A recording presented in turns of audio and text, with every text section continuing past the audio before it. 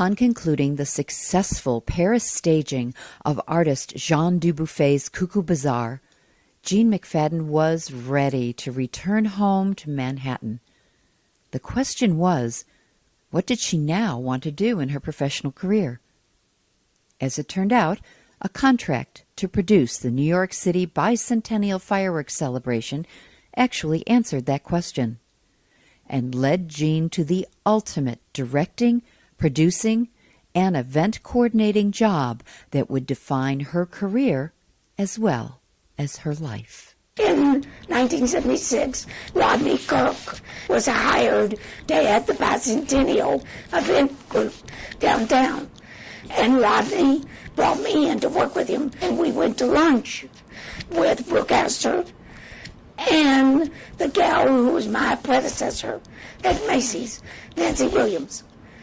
And they were there because Macy's did the fireworks at the bicentennial in 1976. As a result, the next year Nancy was starting her family and leaving Macy's. Nancy remembered me, called me, and of course when they called me, I thought they were calling to offer me a credit card. But they said, no, we want you to come down and interview. And I thought, oh God, my career's gone so bad. They want me to come be the sales help. And they said, no, we want to talk to you. And I said, about what? And they said, the Macy's parade. And I said, what time do you want me? I went down and I first met the gal in HR who sent me immediately up to the gentleman, Tom Rainey, who would become my interim boss, who immediately sent me up to the second power of Macy's, Gigi Michelson, who really is my great mentor in life and one of the most wonderful, dynamic women that has ever been in New York City. I went up to Gigi, who immediately sent me into the chairman at Finkelstein to be interviewed. Nobody got interviewed at that level, but I did. And I got the job, just like that. Why do you think you got the job? I think because, number one, I had all the right training. Remember, I told you I not only had an undergraduate, I had a master's in theater. I had studied and I knew what I'd studied and how to use it. I had a leadership role in Mummers. I had 2 shows already that had been very event-like in nature, both very successful. I was successful. And last but not least, I think it was my enthusiasm, my energy, and my love. When I was 8 years old, the first time I ever saw a live TV show was the Macy's Parade. Now, the joke was I'd never seen Macy's Parade live at that moment, sitting in Finkelstein's office. Did you tell them you'd never seen it live? I knew that whatever I did to Macy's meant structure, structure, structure. And remember, this is the lady who knows about structure. Yeah. Do you accept the job? Do you have any hesitation? Do you have any, are you worried? Do you lose sleep over this, or are you just full steam ahead? I always lose sleep. I always worry. My most creative period is usually about 4 or 5 o'clock in the morning, because I wake up and that's where I problem solve. Okay. And I did that for 24 years. Every morning, I would lie in my bed from like 4 to 6 going, oh my God, the sky is falling. Until all of a sudden I go, oh no, it's not. And then I had the answer, and then it was easy. Everything in life ebbs and flows. In those 24 years that you did the parade, were there times when you thought about leaving? The parade was only one part of my job. I was brought to Macy's by Finkelstein primarily to address the problem with the parade, because the parade was in such bad shape that if it didn't get turned around immediately, it was going to be ended. When you say bad shape, are you talking finances? Every respect, finance, entertainment, the parade was it was out of step with the times. When it called me in, my first thing was to take a look at the parade, yes, and to start turning the parade around. But his challenge to me was to bring back all the great events. The 4th of July fireworks, to make something out of the flower show, the Santaland. Santa Claus had been tossed into rugs and, like sitting on one little chair. And it was like, how do you bring back the magic? So in a sense, I became the magic lady. My job was to bring all the magic back to the miracle. July the 18th, 1977 was my first day at Macy's.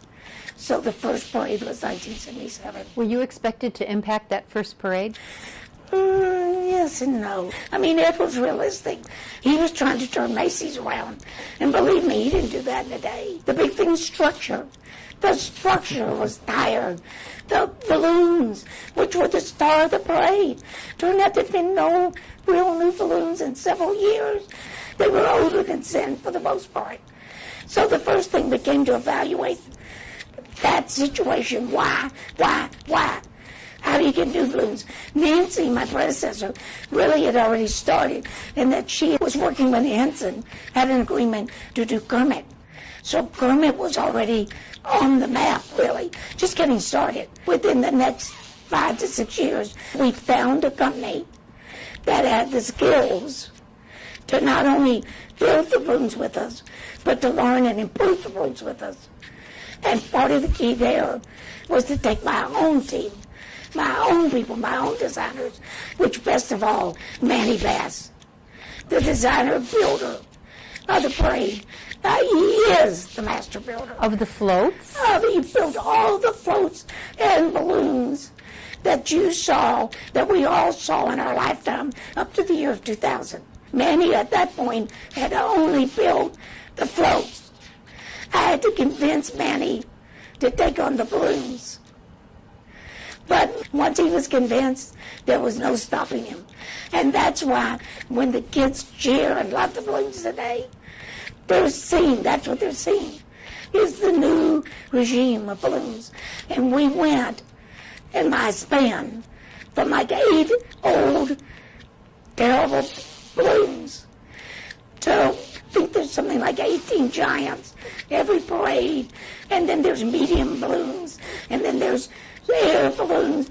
There are about 85 balloons in every parade, give or take, different in style, different in variety. Because again, that was one of my concepts. When you looked at the sky, it had to be, it was like filled with confetti. Wherever you look, there had to be something happening. And the first parade, when I went out there and looked, you would look at these floats on the ground. And then you would look at these balloons up in the air, and there was like nothing in between. Just dull, gray. So how do you get the confetti?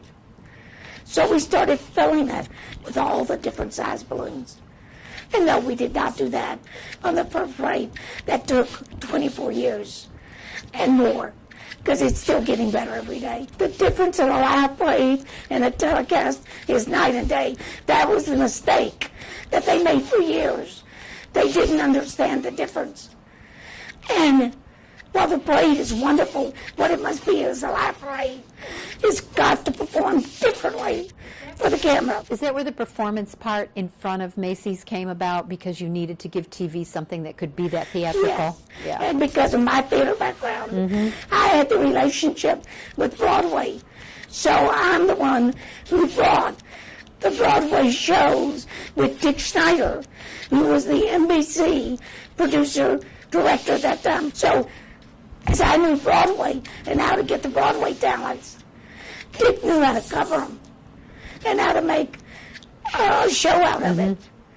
So he was another fabulous partner. My last parade was the year 2000, but I was a consultant through the 2001 parade. I went up and I saw the start off, came down, and my partner Susan came with me, and we came down to Columbus Circle. Now remember, I've always led the parade, Right. And while I would turn around and look back, I could always see so far, and I was usually addressing a problem or a concern. But now, I have no job. Technically, when it flipped off, my job was over. I walked down to Columbus Circle. I'm standing there with my guys, the police, the head of the police who I love, and we're looking, and I'm watching, and all of a sudden, here comes the parade.